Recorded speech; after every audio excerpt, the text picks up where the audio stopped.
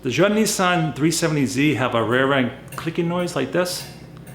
Well, mine does too. Let's take it to the shop.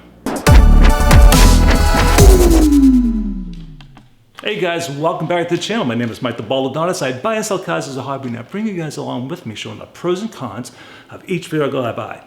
Now, I bought this 370Z about 5 weeks ago.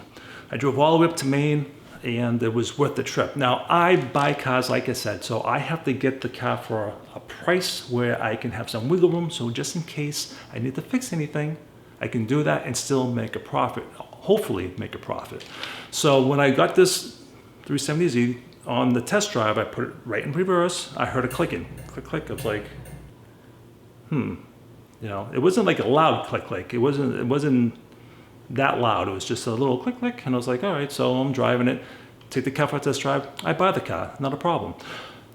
I noticed after getting the car, driving a few times, that clicking, now it's getting me a little concerned, just like anybody else would, right? So YouTube and online is our visual doctor these days, I should say, or mechanic, because we Google something that's wrong with our car, a stove, a sink, anything these days. Everything's online, right? So you can get a visual, at least maybe that's the problem, and you can get it fixed, right? So my friend Dave at European Auto Solutions told me to come in. We took the car up in the lift, and we can hear the little noise, click, click, click, click.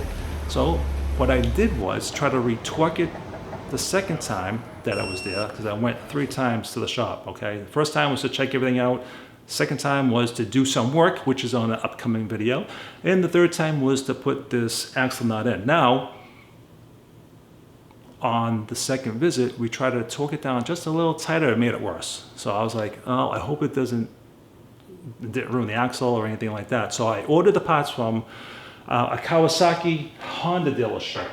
This axle nut, I'm gonna put all the part numbers in the video. So it's this nut right here, this axle nut right here, okay? So, and I also went to my local Nissan dealership where I got the washers, and I got the cotter pins. Sorry about that. I got the pins, okay, the cotter pins. And that set me back $30. And $30 for these 2 nuts as well, for a total of $60. But it was well worth it. I did the one side. I didn't do the other. It didn't need it, but I did the one side, so let's take a look.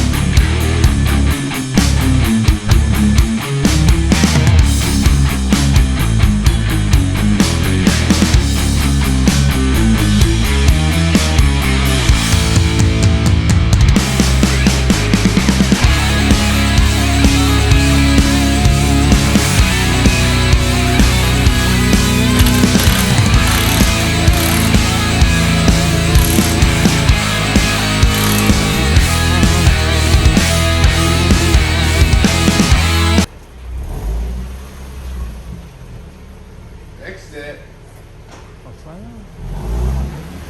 Woo! Alright. Good to go. That's fine.